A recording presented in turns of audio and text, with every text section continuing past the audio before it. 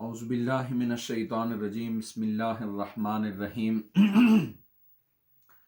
What's app کے جملہ دوست اور فیس بک کے جملہ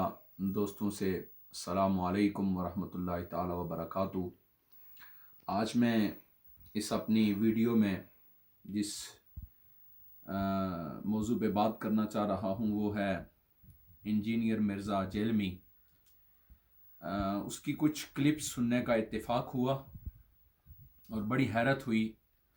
کہ بڑی دلیری کے ساتھ بزرگ ہستیوں پہ کیچڑ اچھالنا، اولیاء کاملین اور صحابہ کرام کے بارے میں زبان درازی کرنا یا بزرگ ہستیوں کے بارے میں ایسی لغویات اور ایسی گفتگو کرنا جس کے سننے سے ایک ایماندار مومن آدمی کے جذبات مجروح ہوتے ہیں۔ میں کل ہی اس کا ایک کلپ سن رہا تھا جس میں اس نے کیا قبر کے سوالات پہ گفتگو کر رہا تھا، اور قبر کے سوالات پہ گفتگو کرتے ہوئے وہ یہ کہہ رہے تھے کہ مرزا صاحب یہ کہہ رہے تھے کہ جی قبر کے 3 سوال نہیں ہوں گے بلکہ 4 سوالات ہوں گے۔ اور پھر انہوں نے جب آغاز کیا تو آغاز میں انہوں نے کہا کہ یہ میں صحیح بخاری اور صحیح مسلم سے آپ کو بتاؤں گا کہ قبر میں 4 سوالات ہوں گے۔ تو جب بات حدیث سے بیان کرنا شروع کی تو حوالہ دے رہے ہیں بخاری اور مسلم شریف کا، اور جو حدیث پاک بیان کر رہے ہیں 4 سوالات کی وہ بیان کر رہے ہیں ابو داؤد، سنن نبی داؤد شریف کی حدیث ہے اور حدیث کا نمبر ہے 4753۔ حدیث ابو داؤد شریف کی بیان کر رہے ہیں اور اس میں حوالہ صحیح بخاری اور مسلم کا دے کے یہ کہہ رہے ہیں جی دیکھیں ان میں موجود ہے کہ 4 سوالات ہوں گے۔ اب جو انہوں نے ابو داؤد شریف کی حدیث پیش کی وہ بھی سنن نبی داؤد شریف کی جو حدیث پیش کی اس میں بھی 4 سوالوں کا ذکر نہیں ہے۔ حدیث کیا ہے؟ وہ حدیث اس طرح ہے کہ قبر میں وہ فرشتے اس بندے کو بٹھائیں گے، برا بن عازب روایت کرتے ہیں کہ اسے بٹھائیں گے اور سوال کریں گے من ربو کا، ما دینو کا، ما کنت تقول فی ھذا الرجل۔ اب یہ 3 سوال تو ہو گئے، چوتھا جو اسے وہ سوال سمجھ رہے ہیں وہ یہ ہے کہ وہ کہہ رہے ہیں کہ فرشتے جب یہ مومن بندہ تینوں چیزوں کا کہ میرا رب اللہ ہے، میرا دین اسلام ہے اور میرے نبی صلی اللہ تعالی وسلم یہ اللہ کے رسول ہیں، جب وہ یہ جواب دے لے گا تو مرزا صاحب کہتے ہیں کہ چوتھا سوال جسے وہ سمجھ رہے ہیں وہ یہ کہ فرشتے آگے سے اس بندے سے پوچھیں گے کہ تجھے کیسے پتا چلا کہ تیرا رب اللہ ہے، تیرا دین اسلام ہے، اور تجھے کیسے پتا چلا کہ یہ محمد صلی اللہ تعالی علیہ وسلم اللہ کے نبی ہیں؟ تو وہ آگے سے جواب دے گا، مومن جواب دے گا، وہ اور کہے گا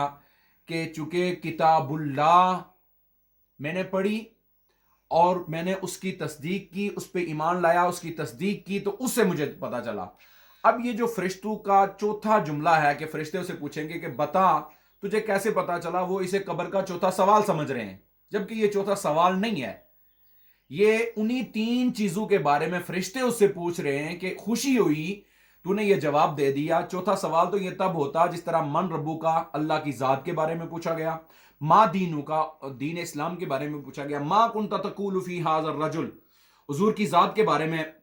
پوچھا گیا۔ اب چوتھا سوال تو یہ تب بنتا کہ چوتھی ایک الگ چیز کے بارے میں سوال ہوتا، اور پھر اس چیز کے جواب، اس چوتھی چیز کے سوال کے جواب نہ آنے پہ وعید سنائی جاتی، حالانکہ ایسی کوئی بات کسی حدیث شریف سے ثابت نہیں ہے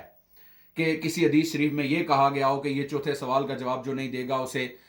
جہنم دکھائی جائے گی۔ جبکہ اس کے برعکس اگر دیکھا جائے تو صحیح بخاری اور مسلم شریف کے اندر تو ایک سوال کا ذکر ہے، ایک سوال کی حدیث مبارکہ موجود ہے، حضرت انس بن مالک سے روایت ہے، اور صحیح بخاری اور مسلم شریف کے اندر یہ حدیث موجود ہے کہ آقا علیہ الصلوۃ والسلام نے فرمایا کہ فرشتے اسے اٹھا کر بٹھائیں گے اور اسے سوال کریں گے کہ ما کنت تقول فی حق ھذا الرجل محمد۔ تو وہ جب وہ جواب دے دے گا تو فرشتے اسے پہلے دوزخ کا ٹھکانہ دکھائیں گے اور کہیں گے اگر تو اس ہستی کو نہ پہچانتا تو تیرے لیے یہ ٹھکانہ تھا، اب تو نے چونکہ پہچان لیا ہے تو اب تیرے لیے یہ جہنم کا دروازہ بند، تیرے لیے جنت کا دروازہ کھول دیا جائے گا۔ تو ایک سوال پہ جواب نہ دینا، حضور کی ذات کو نہ پہچاننا، اس پہ سزا، اور حضور کی ذات کو پہچان لینا اس پہ ثواب۔ یہ تو حدیث پاک میں موجود ہے، لیکن مرزا صاحب جس سوال کو چوتھا سوال قرار دے کر لوگوں کو گمراہ کرنے کی کوشش کر رہے ہیں اور یہ کہہ رہے ہیں جی کہ ایسی کوئی بات نہیں ہے، علماء آپ کو نہیں بتاتے، مولوی نہیں بتاتے، فلاں نہیں بتاتا، یہ نہیں کرتا، تو بڑے دکھ سے کہنا پڑتا ہے کہ انہیں تو بیچاروں کو یہ بھی پتہ نہیں ہے کہ یہ چوتھا سوال ہے یا فرشتے انہی 3 چیزوں کے بارے میں اس سے خوشی سے پوچھ رہے ہیں کہ اے مومن تو نے یہ جواب دے دیا، اب یہ بتا کہ تجھے یہ پتہ کیسے چلا۔ تو یہ کوئی نیا کوئی سوال نہیں ہے، یہ بلکہ انہی 3 سوالوں کے بارے میں فرشتے اسے خوشی سے پوچھ رہے ہیں۔ تو اسی طرح صحابہ کے بارے میں بھی میں ایک ویڈیو سنی، میں بات ختم کر رہا ہوں، ایک ویڈیو ان کی سنی جس میں وہ یہ کہہ رہے ہیں جی کہ دیکھیے جی آج کے دور میں جو موبائل سے دیکھ کے قرآن پڑھ رہے ہیں وہ استغفر اللہ صحابہ سے افضل ہیں جو زبانی قرآن پڑھتے تھے۔ وہ صحابہ جنہوں نے براہ راست رسول اللہ سے قرآن پڑھا، وہ صحابہ جو قرآن حضور سے کی بارگاہ میں بیٹھ کے سیکھتے اور اپنی آنکھوں سے، سر کی آنکھوں سے تاجدار کائنات کے چہرہ وضحا کی زیارت کیا کرتے، حضور کی مجلس میں رہتے، اور جن کے بارے میں قرآن درجنوں مقامات پہ اعلان کر رہا ہے رضی اللہ عنہم ورضوا عنہ، کہ اللہ ان سے راضی ہو گیا، وہ اللہ سے راضی ہو گیا، جن کے درجے کو، جن کی رضا کو، جن کی افضلیت کو، جن کے مقام کو، جن کے مرتبے کو قرآن مجید دلائل قطعی بیان کر رہے ہیں، ان کو یہ کہا جا رہا ہے، لوگوں کے سامنے یہ چیزیں بیان کی جا رہی ہیں جی کہ آج کا موبائل سے دیکھ کر قرآن پڑھنے والا وہ صحابہ سے افضل ہے چونکہ وہ زبانی پڑھتے تھے، استغفر اللہ العظیم، استغفر اللہ العظیم۔ اس طرح ان کی بے شمار چیزیں ہیں، چونکہ ٹائم نہیں ہے تو میں اسی بات پہ ختم کرتا ہوں۔ اپنے دوستوں سے اتنی ریکویسٹ کروں گا کہ خدا